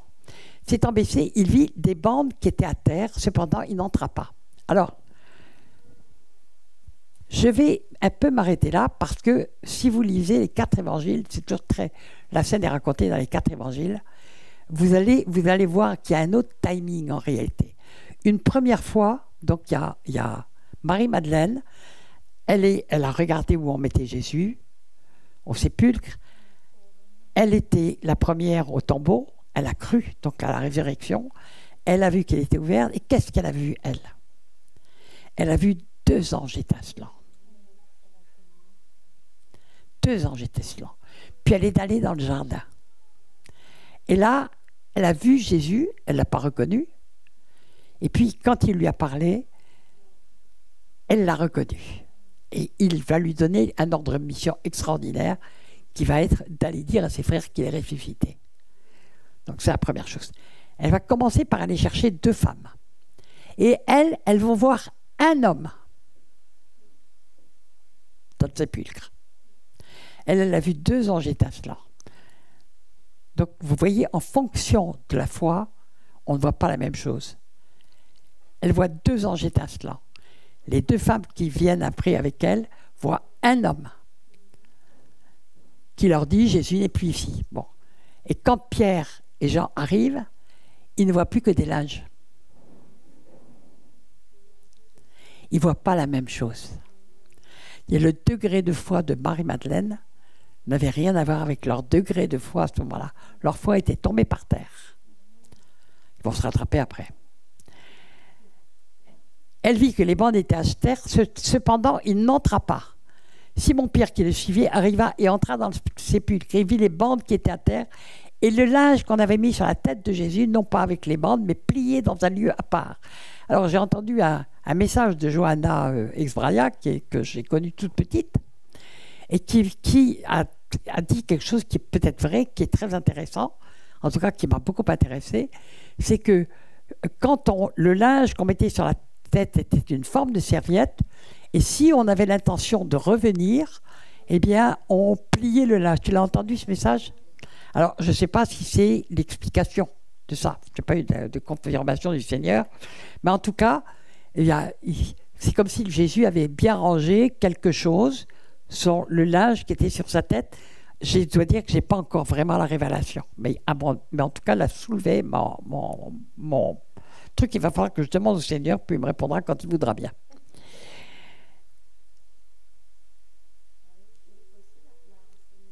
Alors, l'autre disciple qui était arrivé le premier au sépulcre entra aussi, et il vit et il crut. Donc, quelque chose quand même s'est produit avec ce linge qu'ils ont vu par terre. il croit. Et ce linge plié. Ce n'est pas des ordres. Donc il croit. Et il croit qu'à ce moment-là, car il ne comprenait pas que selon l'Écriture, Jésus devait ressusciter des morts, et les disciples s'en retournèrent chez eux. Waouh! Cependant, Marie se tenait dehors près du sépulcre et pleurait. Comme elle pleurait, elle se baissa pour regarder dans le sépulcre, et elle vit 2 anges vêtus de blanc, assis à la place où avait été couché le corps de Jésus, l'un à la tête, l'autre au pied. Vous voyez qu'en fonction du degré de foi, on ne voit pas les mêmes choses. C'est intéressant. Alors, mais Jean a cru. Les hommes, pour le moment, ils n'ont pas trop cru. Alors après, il se passe beaucoup de passages. Hein. Il y a le passage où Jésus va se faire reconnaître des disciples qui sont partis comment ça s'appelle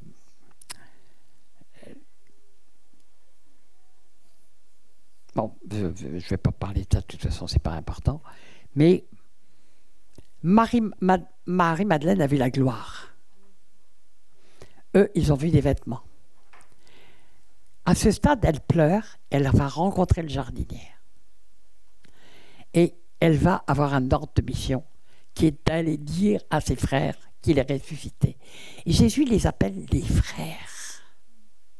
Parce qu'il sait que leur cœur va être transformé.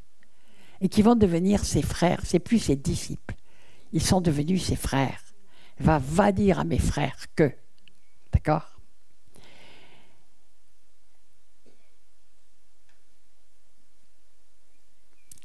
Jésus lui donne l'ordre de mission, mais allez dire à ses disciples et à Pierre qu'ils vous précèdent en Galilée, c'est là que vous le verrez, comme il vous l'a dit. Elles sortirent du sépulcre, ça c'est les 2 femmes. Donc ce n'est pas Jésus qui leur parle, c'est l'homme qu'elles voient. Elles sortirent du sépulcre, elles s'enfuirent, la peur et les troubles les avaient saisies. Elles ne dirent rien à personne à cause de leur effroi. Elles ont une horrible peur de ne pas être crues, en réalité. Elles sont que des femmes. Marie-Madeleine, c'est autre chose. Bon. Alors, au retour du sépulcre, elles annoncèrent toutes ces choses aux 11 et à tous les autres. Mais celles qui dirent ces choses aux apôtres étaient Marie et Magdala et Jeanne, Marie, mère de Jacques, et les autres qui étaient avec elles. Ils tinrent ces discours pour des rêveries et ils ne crurent pas ces femmes. Mais Pierre se leva et courut au sépulcre, donc nous voyons quel est le vrai timing à travers tout ça. Vous voyez ? Il s'est passé beaucoup de choses entre le moment où ils ont couru au sépulcre et le moment où il s'étant baissé, il ne vit que les linges qui étaient à terre, puis il s'en a chez lui dans l'étonnement de ce qui était arrivé. Il y croit même pas encore. D'accord ? Par contre, Jean y a cru.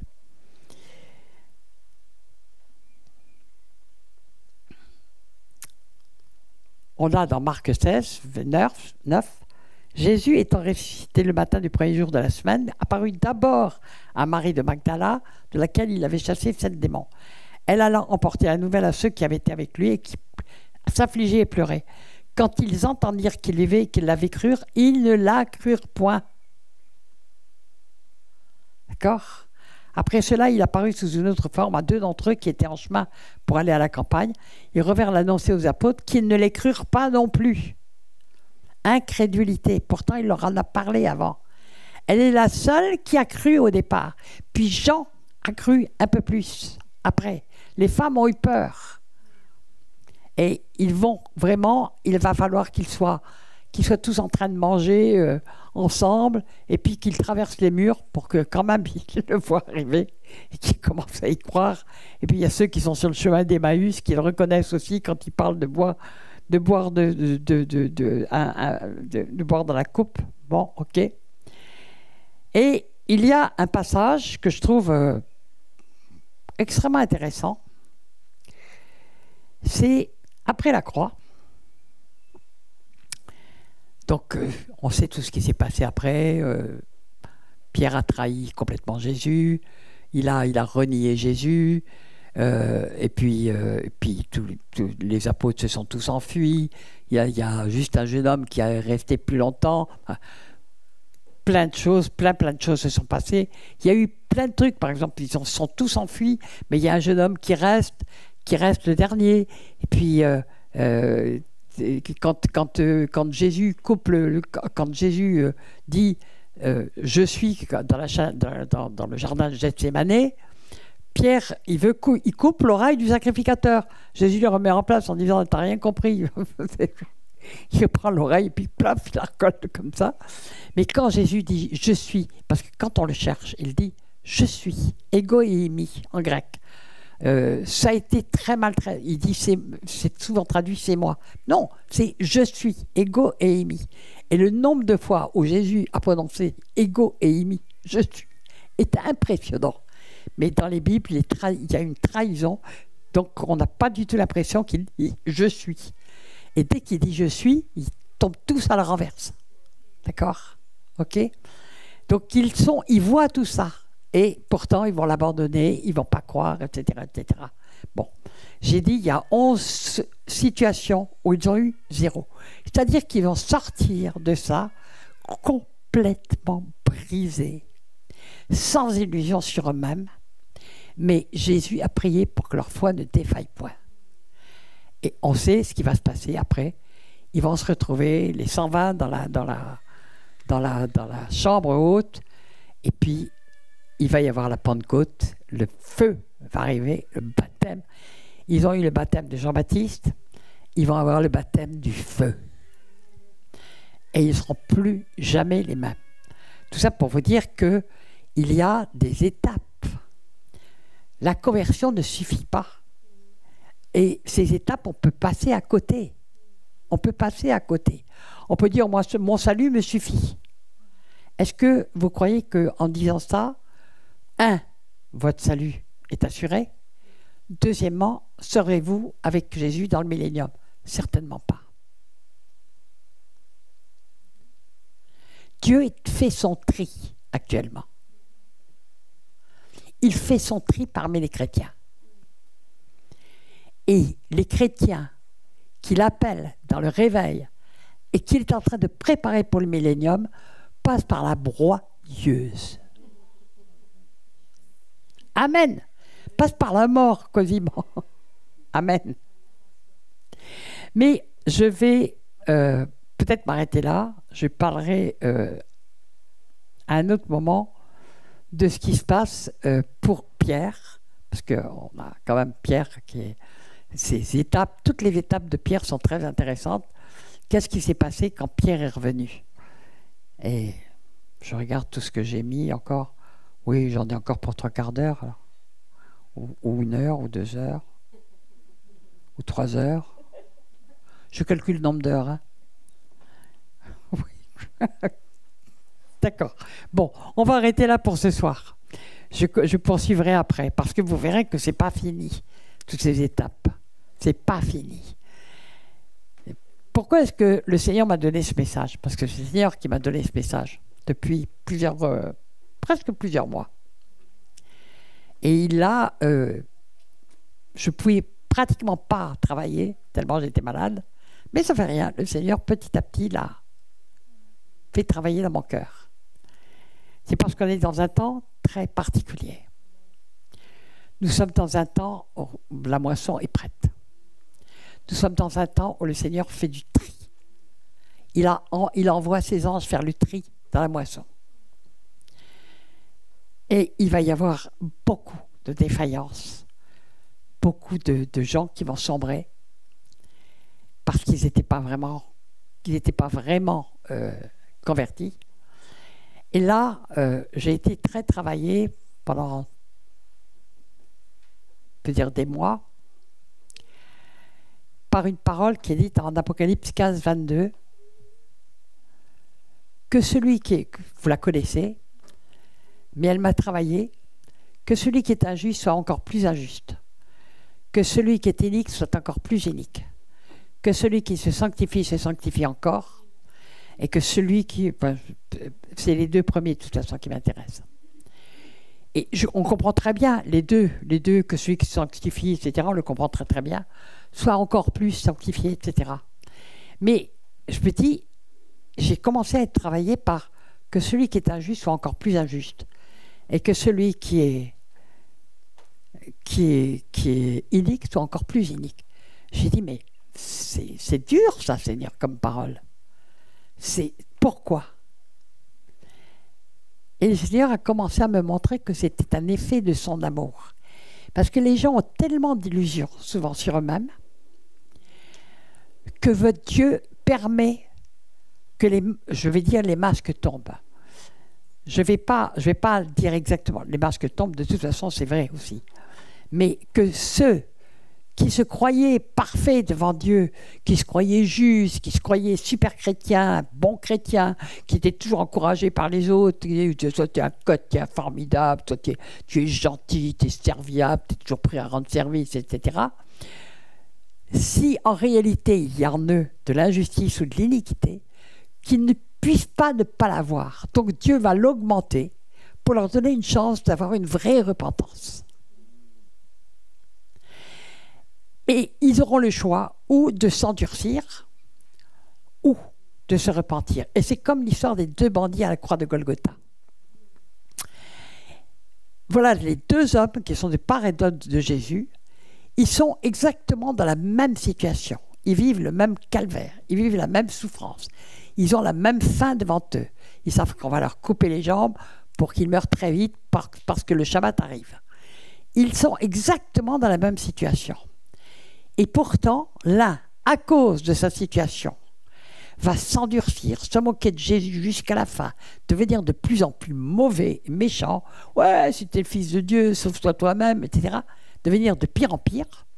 Et l'autre, à cause même de tout ce qu'il souffre, va voir dans cet homme sacrifié, que tout le monde, sur lequel on a craché, que tous ses disciples même ont abandonné, il va voir le roi des rois, il va voir, souviens-toi de moi quand tu viendras dans ton règne, il va voir le Dieu vivant qui est crucifié à la croix de Golgotha. Donc, nous voyons ce que le Seigneur m'a expliqué, c'est que c'était encore un acte d'amour, qu'il allait accentuer les choses. Ça va être dur à vivre dans l'Église, parce que beaucoup de gens qui se croyaient parfaits, tout d'un coup vont s'apercevoir que s'il n'y a pas Dieu pour les retenir de certaines choses, parce qu'il est écrit aussi, j'y pense maintenant, il dit, il faut attendre, quand on nous parle de l'iniquité en 2 Thessaloniciens 2, il est dit, il faut que celui qui le retient disparaisse. Beaucoup de gens ont dit, c'est le Saint-Esprit qui disparaît.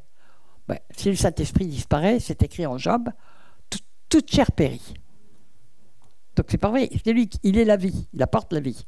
Jésus est la vie, mais il fait qu'un avec l'Esprit de Dieu, Dieu est Esprit. Et donc, c'est pas le Saint-Esprit qui va disparaître, il sera là jusqu'au bout parce que Dieu veut sauver et encore sauver et encore sauver et encore sauver. Mais ce qui est en train de disparaître, c'est le temps de la grâce.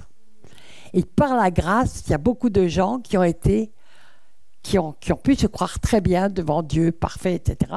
Mais Dieu permet que le temps de la grâce disparaisse.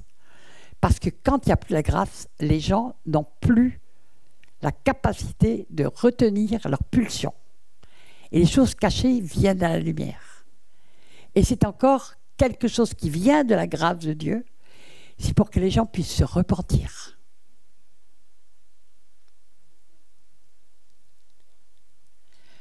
Je continuerai mon message à un autre moment.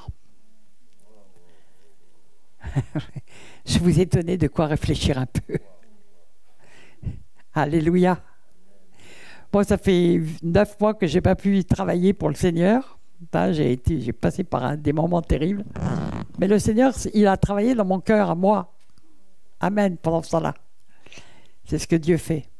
Il n'a pas fini son boulot. Je lui dis, Seigneur, j'ai 83 ans et 4 mois et 6 mois. Mais ça va, ça va, je suis bien là, comme ça, moi je suis parfaite. Ce n'est pas la vie de Dieu. Il veut toujours nous amener plus loin. Donc, soyez prêts pour les temps qui arrivent. Soyez prêts. Mais sachez que Dieu est toujours là quand on est prêt à se repentir. Se repentir vraiment. Et si vous n'avez jamais rencontré Jésus, rencontrez cette lumière. Criez à Dieu pour le rencontrer. Criez à Dieu pour le rencontrer. Et pour mourir et ressusciter avec Christ, vraiment. Criez à Dieu. Il n'y a plus de temps. Vous voyez à quelle vitesse le monde est en train de s'écrouler. On a tous les signes de la fin, mais on a aussi les signes qu'il va y avoir un grand réveil. Et Dieu veut nous utiliser. Amen. Alléluia. Allez, on va simplement prier. Et puis on va laisser, j'espère, le Seigneur travailler ce message dans les cœurs. Moi, j'ai travaillé dessus depuis des mois. Le Seigneur m'a montré les choses les unes après les autres. Et j'ai pas fini. J'ai fait que la moitié. Ou le tiers. Père éternel, moi je vais te bénir, te remercier. Parce que ta parole est tellement esprit et vie. Quand nous comprenons ce que tu as voulu nous dire, quand nous comprenons l'immensité de ton amour, mais qui est en même temps sévère, parce que tu as tout fait pour qu'on soit à l'image, tu n'as pas simplement comme but de nous sauver. Ton but final est de nous transformer en la même image que Christ, c'est écrit. Qui nous donne des enseignements pour qu'on devienne à la même image que Christ. Qu'on soit lavé aussi de tous les faux enseignements, de tous les trucs faciles, de toute l'apostasie qui court partout. Apprenez à aimer la Bible, c'est vraiment Dieu qui vous parle en direct. Il a payé, la parole de Dieu est venue dans le monde, elle a payé de son sang. C'est esprit et vie. Si vous n'arrivez pas à lire la Bible, si vous ne la comprenez pas, demandez au Seigneur, priez Dieu, criez à Dieu pour qu'il vous ouvre les Écritures. Jésus a soufflé sur ses apôtres pour qu'ils comprennent les Écritures. Donc on a besoin du souffle de Dieu pour comprendre les Écritures, pour qu'elles deviennent esprit et vie, pour qu'elles nous transforment le cœur, pour qu'elles nous bouleversent, pour que Dieu puisse nous parler en direct, pour qu'il puisse nous indiquer la voie, pour qu'il puisse nous dire aussi tout ce qui ne va pas, qu'on puisse se repentir, qu'on puisse se laisser transformer par le Seigneur. Qu'est-ce qu'on a envie d'être des médiocres petits chrétiens du dimanche ou d'être emmenés dans ce chemin de transformation, jusqu'à ce que de devenir à la stature parfaite de Christ. Oui, ça coûte cher. Oui, ça coûte cher. Oui, ça fait mal. Le Seigneur ne nous a pas promis qu'on aurait un monde bien tranquille. Il nous a dit, vous aurez beaucoup de tribulations dans le monde. Mais prenez courage, j'ai vaincu le monde. Et il a dit ça avant la croix. Hein. Il a dit ça à Jean 16. Prenez courage, j'ai vaincu le monde. Il l'a vaincu en vainquant le péché. En vainquant donc le diable qui n'avait plus de prise sur lui. En vainquant le monde. En étant parfait. Père éternel, tu connais tous ceux, chacun de ceux qui sont là. On n'est pas nombreux ce soir, mais tu as vraiment préparé quelque chose pour chacun. Seigneur, toi, tu pouvais parler à une personne. Tu as pris Philippe, il était devant 5000 personnes, tu l'as mis devant une personne dans le désert. Et cette personne allait amener l'évangile en Afrique. C'était l'Éthiopie. On ne regarde pas au nombre, on regarde simplement à la grâce que Dieu nous fait. De tout simplement pouvoir partager sa parole, d'être éclairé, d'être transformé et d'accepter d'être transformé par le Seigneur parce qu'il a des plans merveilleux pour nous. Se faisant partie des élus, pas seulement des appelés, des élus. Les élus qui vont régner avec Christ. Vous avez envie de venir régner avec Christ? Eh bien, ça coûte cher. Ça coûte le fait d'être complètement transformé par le Seigneur. Je bénis le Dieu Tout-Puissant. Il m'a brisé complètement. Mais juste presque jusqu'à la mort. Hein. Mais il me donne envie de vivre pour voir plein de choses. Faire plein de choses. Parce que je n'ai pas fini mon travail.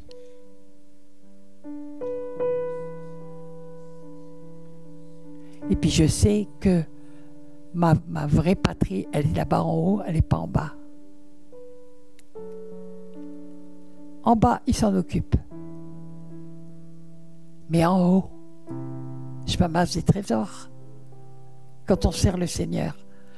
On sert le Seigneur partout où on est. Hein. Serviteur de Dieu, c'est pas être sur une estrade. Hein. Ça n'a rien à voir. Que celui qui veut être le plus grand soit comme le plus petit. Soit le serviteur des autres. Servir Dieu, c'est laisser Dieu se servir de nous. Que ce soit pour une personne ou pour 1000, ça n'a aucune importance. Ou 100 000 ou 1 million. Aucune importance pour Dieu. Simplement d'entrer dans les œuvres qu'il a préparées pour nous. Pour nous. Il y a peut-être qui ont envie de prendre des décisions ce soir.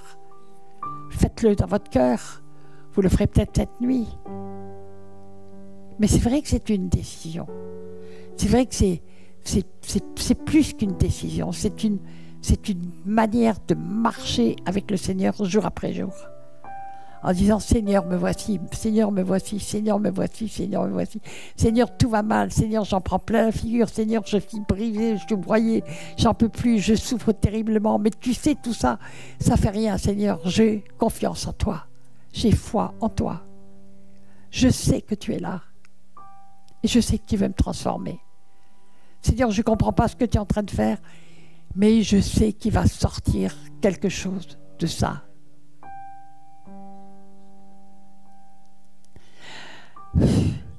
Korapaterapachinemai, parapachinemai, paranamai, parapachinemai.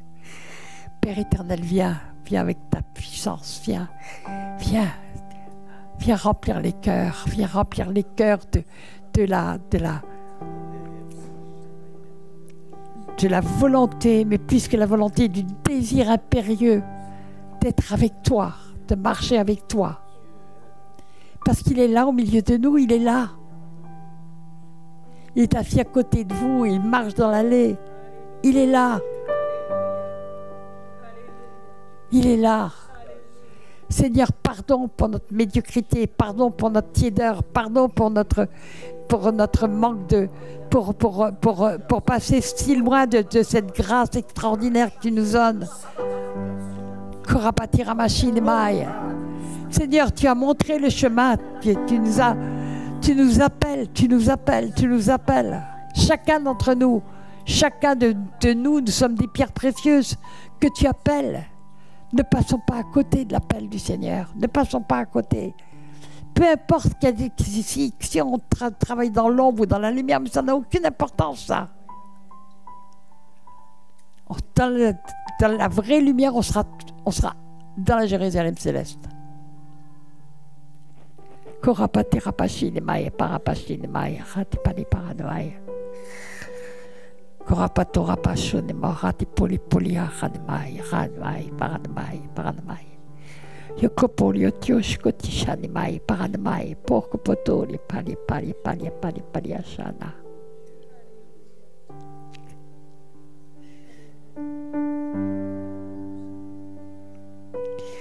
Je ne veux pas jouer sur les émotions. Mais le Seigneur me montre qu'il y a au moins quelqu'un ici qui a envie vraiment de dire « Me voici, Seigneur ».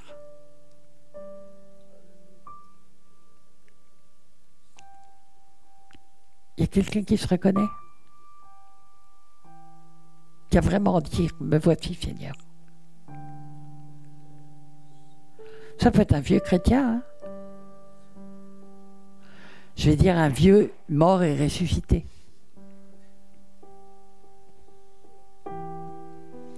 On ne va peut-être pas le dire tout de suite, il va peut-être être réveillé au milieu de la nuit puis le faire cette nuit, c'est pas grave ça. Mais c'est ça le truc, c'est me voici Seigneur, me voici. J'ai dû répéter ça des millions de fois. Depuis 33 ans, des millions de fois. Oui Seigneur, oui Seigneur, oui, oui Seigneur, oui, oui, oui, oui. Quoi que tu demandes, oui. Amen, papa. Qui a envie de voir ça sur la France? Le pays dans un tel état. Il sombrait dans un abîme comme le Seigneur me l'avait montré il y a 5 ans. m'avait montré que le pays allait sombrer dans un abîme et j'ai écrit là-dessus. Mais que le Seigneur allait relever le pays. Mais qui veut voir? Nous devons crier. On veut voir ce pays élevé. On veut voir Jésus glorifié dans ce pays. Ce pays a abandonné Jésus et est en train de tomber dans l'abîme. C'est mon cri. C'est mon cri. Ça me fait mal. Hier, la loi qui est passée est un parachèvement de plein d'autres lois. Elle est abominable.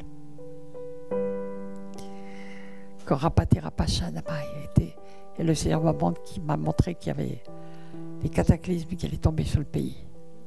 Mais est-ce que Dieu doit nous mettre en miettes pour qu'enfin on plie les genoux devant lui?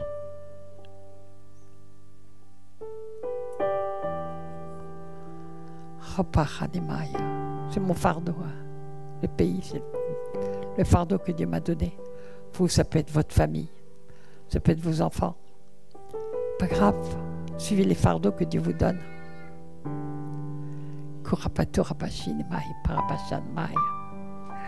Amen, Jésus.